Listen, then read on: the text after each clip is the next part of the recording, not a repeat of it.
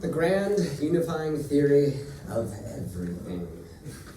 Curves. Hi, I'm Mark Nadal, and I am a total imposter in the AI machine learning worlds, so I'm going to be giving you the very kindergarten basics of things, because I'm curious. So let's take a notion of gravity.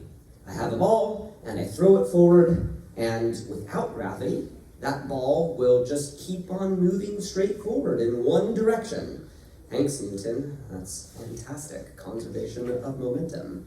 But if we have gravity, then that ball, as I throw it up, will get pulled back down.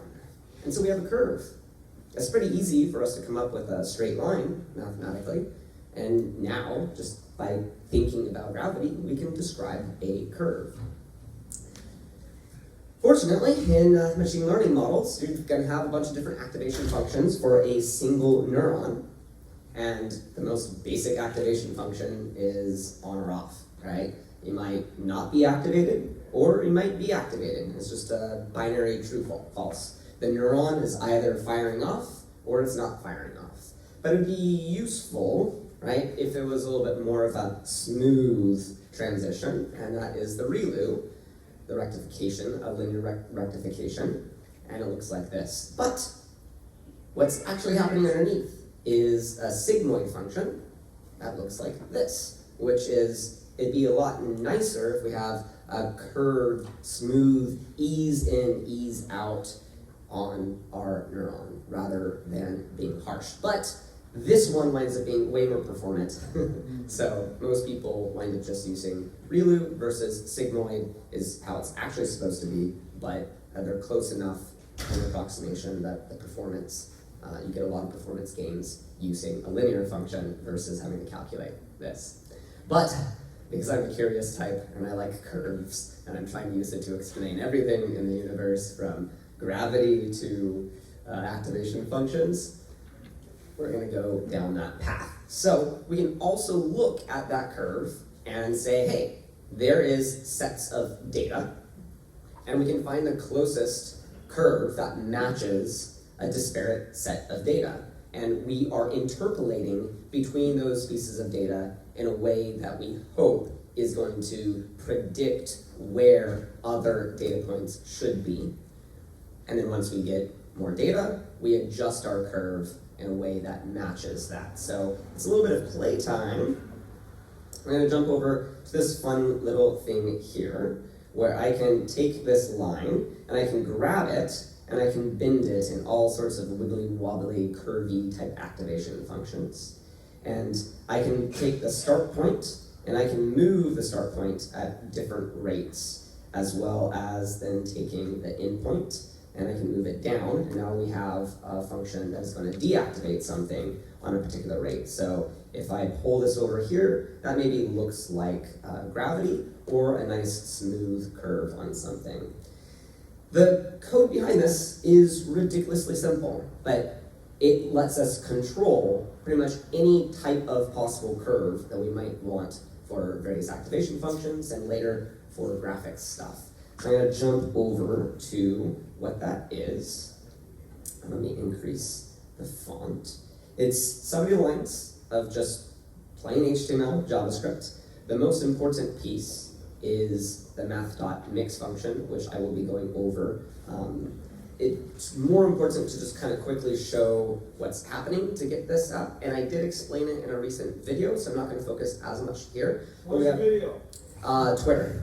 Twitter.com/MarkNadal. Just kind of scroll back a little bit, and I describe the math on this curve. I'm going to do a quick summary here, but not dive into it too much. So we have a starting point, and the coordinate space is 0 to 1 on the right, and then -1 over here, and then 1 up and -1 down. So the center of your vision is 0, 0, and then off to your right is, off to your top right is 1, 1. Normal math chart, right? So we're saying that the starting point for this curve is at -1, 1, and the ending point for that curve is at 1, 1. And you just get a simple line if you don't actually have any gravity affecting it. I grab mouse move, I convert from DOM coordinates into this more WebGL type coordinate. And then on key down, I then check if I'm pressing a G key, an E key, or an S key, and I just modify what that curve point, and my computer just, okay, it's back. And then we draw. And we're just going to draw 100 dots. Each dot is just a div that has a border radius on it. And the actual WebGL version is going to be the real version, but since I'm just a literally web developer, I was trying to figure out how to do it with something that I know. We draw 100 dots, so we look at the progress as we go from 0 to 100%, and we perform this math.mix. We're basically saying, in a linear function, so let's actually go and visualize, this person is a really great person to follow. They have all sorts of amazing animations on curves. So math.mix is a lerp function, and it's used all over the place in gaming, and it also kind of, you can think of it as representing a threshold from 0 to 1 on how much bias or weight a particular neuron has. 100% or 1 has full weight versus 50% or 0.5. That means that neuron's only having a 50% weight or effect on what's happening. And the sweet thing about this is it lets us easily describe pretty much everything. We can use 0 to 1 to describe any range, let's say from 7 to 21, and I might want to know what is 50% of that. As a human, my brain kind of goes, right? But like, I just pass it into this function, and I say I want 50% from 7 to 21, and let me switch back to the code. So that's what we're doing here. We're saying, what is our starting point, what is our ending point, and then what is the percent progress through that I want. And then it spits back that number, and that's neat because that's how this line is being drawn, because all we have to do is interpolate, mix A to B, and we get 100 dots in between that are perfectly positioned along that diagonal line that we see here, and that's why it's drawing. So we're also going to do the same thing for the y-axis, and then the way that the gravity works is we take our midpoint that we're trying to gravitate towards, which is the mouse coordinate, and we're going to calculate its distance on the x-axis to where the dot in that line originally was, and that distance is if you are 100% away from the mouse coordinate, then you have 0% mix or influence to the midpoint. But as a particular point is closer to the mouse coordinate, then it mixes more heavily with that midpoint or the control point. And that's just what is happening here. We're using the distance of x from where midpoint and x currently is to then control an influence of how much x should move towards that midpoint. And we do the same thing for y, and that's it, we're done. And we reproject back into DOM coordinates, since DOM is weird. And literally in those 70 lines, you have the ability to describe all these possible different types of curves, and I think that's really cool. But the thing that I want to get at is that this process of activation functions doesn't have to be just used for a single neuron, doesn't have to be used for drawing a line, doesn't have to be used for drawing a curve. It can also be used for weights on colors, for pretty much any property in a model. And that's why people talk about having like billion-plus dimensional models, billion-plus property models. The reality is it's just like, oh, well, what is height? What is width? What is color? And you are training each neuron off of what is the weight of that transition individually. So this really kind of helped. I know it's kind of kindergarten level explanation of machine learning, but it really helped me understand on a single neuron what's happening is that we have a set of data, and then we take this really simple 3 combinations of lerp or mixing to try and find what is the closest curve that fits or matches a set of data. And once that's then trained, right, we can then encode that as a way to generate new output by asking it a question. You just pass it in another, you could ask it I want to be 50% in, or 2% in, or 99%, and it's going to estimate, even if you don't have actual data points in between, is going to estimate what the answer should be in between. Now, compose that with hundreds or thousands of different neurons, and they're all going to influence each other in a different way. And so I like to actually just visualize that by saying, well, what is the first shape that I could use? Well, you could take two of these curves and create a circle, right? And then because we perceive 3D on our eyeballs, and our eyeballs are not technically flat, but you get what I mean. You can also take curves and make something look like it is three-dimensional just by properly setting up curves and shading.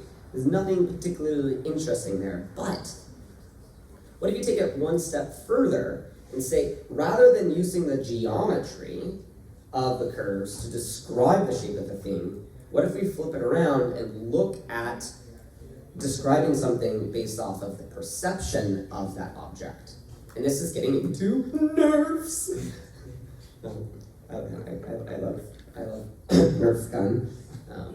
Gun is my main project.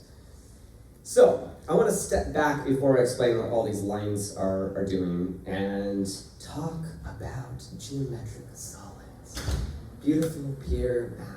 So geometric solid is, there's an infinite number of these geometric solids in two-dimensional space. It's any shape that has equidistant points. So from a triangle up to a hexagon, actually all the way up to a circle, there's equidistance that's spreading at each point. So you get these really, really nice Platonic structures. But fascinatingly enough, right, there's an infinite number of them in 2D space, but there's only 5 of them in 3D space.